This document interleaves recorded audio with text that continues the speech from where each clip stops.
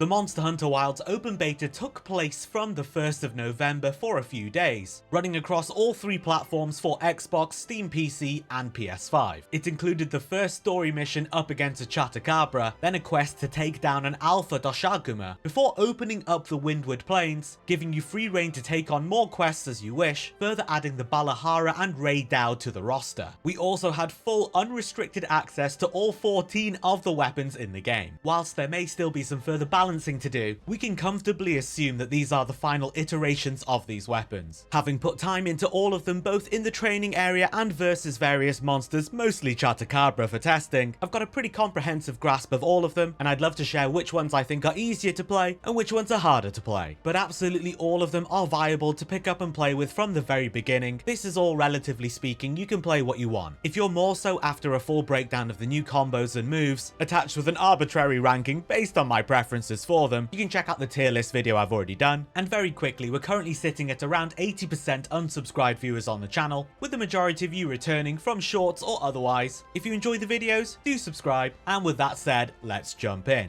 Up first, we've got the classic, battle-tested poster weapon of the series, the Greatsword, featuring slow, heavy-hitting methodical strikes that can be charged up for increased damage. Timing, placement, and positioning are key for the weapon, but with the addition of focus mode allowing you to readjust your aim, it's less punishing if you're not quite aligned initially. The weapon allows you to block, which means you can perfect guard and even initiate power clashes too. Not only that, but you have access to a quite easy to time offset slash. As this can be held down and charged, you've got a pretty generous window to time it. With the weapon's damage being much better spread out throughout the combo strings, it's no longer so heavily weighted on the true charge slash at the end. This is feeling like a fantastic choice for newcomers to the game with a strong, diverse toolkit. It is quite slow, which can still throw people off, so I'm going to give Greatsword the normal rating. Next up, we've got the most popular weapon of the franchise, the super fun longsword, featuring flashy, quick-firing combo strings, cutting and slashing away at the monsters, and a gauge mechanic that fills up as you land these blows, which can then be expended to unleash some devastating special attacks. The widespread fanfare for the weapon comes from its very strong toolkit, allowing you to evade attacks whilst also powering up the weapon and initiating counterattacks, giving you the best of defense and offense with a very fun, addicting, skill-based gameplay loop. With more of the combo strings being modular and being affected by your directional inputs, a powered up level 3 red gauge state you can go in converting your attacks to really cool, very strong crimson slashes, and the ability to cancel out of your spirit helm breaker without using your spirit gauge up have all further strengthened the weapon's toolkit and made it even more fun. While there is quite a lot to manage, and mastering the weapon is not going to be any easy feat. If it's your first time playing the game and you take it out, you're going to have a good time with it. Longsword gets the easy to play rating.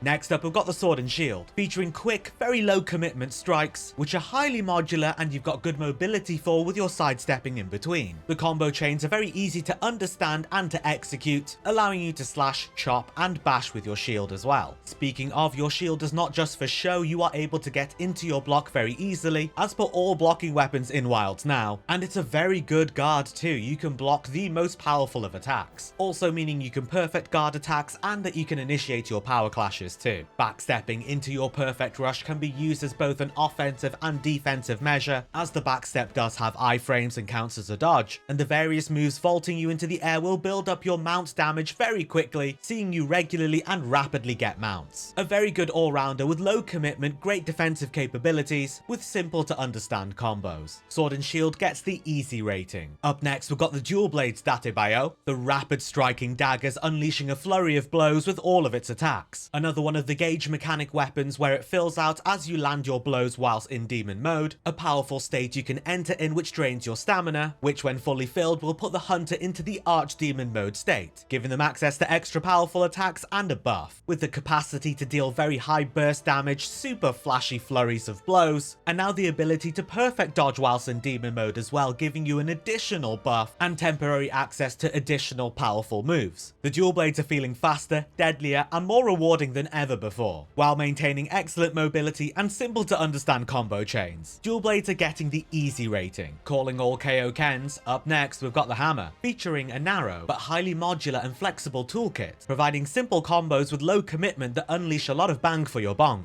effortlessly chaining from one combo into another, including the addition addition of the very strong Mighty Charge Slam, quite possibly the highest single damage attack in the game now. The addition of sidestepping in between combo inputs has helped tremendously for the weapon's mobility and continuity of your combo chains, with an offset attack that can be held down for several seconds, turning out to be quite generous in practice, and huge amounts of KO delivered through its blunt damage. Simple combos with high damage, but you do need to be right in the face of the monster, and there are limited defensive capabilities. I'm going to give Hammer a normal rating. By combining Bonk with Honk, you get Stronk. Next we've got the Hunting Horn, another fantastic blunt weapon dishing out tons of KO damage, all the while storing up notes to play melodies and give yourself and your teammates buffs. With the addition of the echo bubbles you can place down at will, resonating for additional damage each time you do an attack, the weapon is more involved and powerful than ever, building on World's method of storing notes to then play the performances, yet also streamlining it all with the encores being the same attack regardless of directional input, and offering an offset attack that can be held down for better timing in the form of a special melody. With 4 separate attack inputs and quite a lot to juggle with all of the melodies and the echo bubbles, Hunting Horn is going to get the hard rating. The Unstoppable Wall, the immovable object. Next up is the Lance, offering the best blocking capabilities in the game with the strongest defense, allowing for and demanding a very high uptime of attacks, which funnily enough makes it a very aggressive weapon. Core gameplay featuring blocking, perfect guarding and countering, alongside quick and simple to understand jabbing combos. All of the additional tweaks we've seen to movement, mobility and targeting with focus mode have made Lance feel even more rewarding with fewer snags to its execution. With blocking, perfect guarding, countering and even power clashing built in, you're able to stay on the front lines right in the face of the monster the entire hunt. A deeply rewarding experience that's always felt in a league of its own. Simple to pick up and play, offering great defensive capabilities, but will feel very sluggish until further mastery of your moves such as guard dash and leaping thrust. Lance gets the normal rating. Yo, shields up, Iron Breakers. Next up we've got the Gun Lance. It's like the Lance but with extra freedom, also featuring a very powerful block which is actually useful in Wilds now. Like with all blocking guarding weapons, you can get into your guard very easily and fluidly. Shelling no longer deteriorates sharpness and can be used with directional inputs to hop around the stage. With the addition of the moving wide sweep and the double Wormstake full blast combo you can do, freedom's never felt so good. Perfect guarding can be followed with an overhead smash counter which feels very satisfying, and of course as a blocking weapon you've got access to power clashes as well. It's feeling mad fun and very powerful. Despite having a few things to manage like your shelling ammo, it feels very streamlined and dynamic. Gunlance gets the normal rating. Up next we've got one of the transforming weapons, the Switch Axe. The axe form allowing for slow, crunchy hits dealing good damage, whilst building up the switch gauge allowing you to utilize sword form, dealing heavier damage building up the amped gauge whilst also consuming the switch gauge. So as you can see immediately there's a few things to manage at the same time. It's delightfully flashy with big, powerful exploding attacks, and a very satisfying loop bouncing between the two forms. The additional unbridled and full burst slashes add to the weapon's toolkit, giving you more options than just the zero-sum discharge. With great inbuilt mobility attacks, an easy to execute offset attack, and even a sword parry. It may not have a block, but it has excellent defensive capabilities. It's had a real glow up, but there is a lot to manage with multiple forms and gauges. Switch Axe gets the hard rating. Up next we have the other transformation weapon, the Charge Blade, featuring the sword and shield mode which allows you to build up charge onto the weapon and block attacks, and the axe mode delivering slow, deliberate, powerful blows which are able to consume the built up files from sword mode for additional damage. A lot to manage with this weapon, and process order is very important. Savage Axe activation is now locked behind perfect guarding, power clashing, focus strike wound activation, and mount finishers, providing additional damage but also drastically decreasing your file consumption, making it a fundamental part of the weapon's core gameplay. Loads of Fun deals devastating damage in axe form, with solid defensive capabilities in sword and board form, but lots to manage and keep on top of. Chargeblade gets the hard rating. Next up we've got the vaulting bug stick, the Insect Glaive, with powerful slashing ground combos and the ability to vault into the air for various aerial attacks. Your Kinsect and the 3 essence buffs are back, with the focus being on gathering all 3, but this has become more streamlined as you can harvest essences whilst attacking in focus mode. Focus strikes against wounds gives you all 3 essences instantly, and there are various attacks that drill your Kinsect through a monster, gathering multiple essences at once. With all 3 buffs at active, you're able to unleash the devastating Rising Spiral Slash, a new ultimate finisher which is just so sick and deals so much damage. Consumes all 3 essences but also gathers some whilst it executes. Using this is effectively the new core loop of the weapon. With a lot to manage and pretty complex combo inputs, Insect Glaive gets the hard rating. Next up is the first of the ranged weapons, the light bowgun, featuring excellent mobility whilst attacking the monster at a medium range, effortlessly allowing the hunter to keep a high level of damage uptime, whilst keeping relatively safe and out of danger's way. The new core loop sees your regular shots powering up your rapid fire gauge, which is then consumed when turning energy mode on to allow for some of your ammo to be rapidly fired. Both damage and mobility are exceptionally high in this mode, and going to and from it is easy enough to understand, simple enough to do. LBG's Focus Strike is of particular mention as it seems to do an enormous amount of damage per wound, but the grenade doesn't consume all of the wounds, only the ones very close to impact. A simple loop with amazing damage and the safety of range. I'm rating light bowgun as easy. Next up, we've got the tank cosplay, the heavy bowgun, featuring a lower mobility, slower fire rate, and requiring the hunter to be at long range to deal optimal damage. The shield mod is now just built into the weapon, enabling passive auto guarding and the ability to manually guard as well, meaning perfect guarding and power clashes can be done with HBG. This also has a mode switch allowing you to toggle the Wyvern Heart ignition, a powerful machine gun fire which increases in damage as you continue to maintain your shots. Whilst in this mode you can also do the Wyvern counter ignition,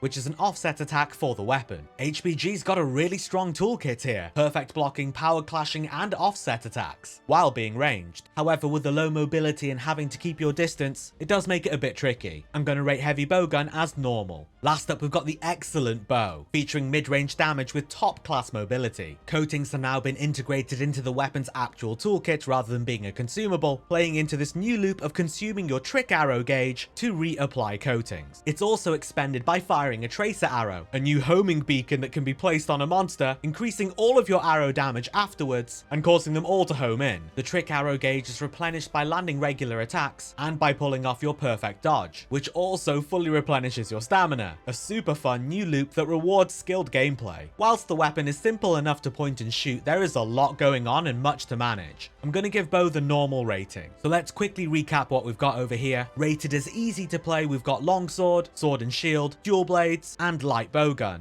Rated as normal to play, we've got greatsword, hammer, lance, gun lance, heavy bowgun, and bow. And rated as hard to play, we've got hunting horn, switch axe, charge blade, and insect glaive. Once again, all of them are viable to pick up and play with. It's all relatively speaking, so play whichever one you want to, do not be put off. And the difficulty attributed to these weapons by no means reflects its damage capabilities. Everything's good, everything can wreck. Would you rate any of the weapons differently to how I have? Maybe there'd be additional difficulty tiers so you can have a bit more nuance with it. Let me know in the comments, I would love to hear from you. As mentioned at the start, the channel's currently sitting at around 80% unsubscribed viewers, with the majority of you returning from shorts or other guides. If you enjoy the videos, do subscribe, come and join our open sessions over on the Discord and the live streams on Twitch. I will leave these links for you in the description.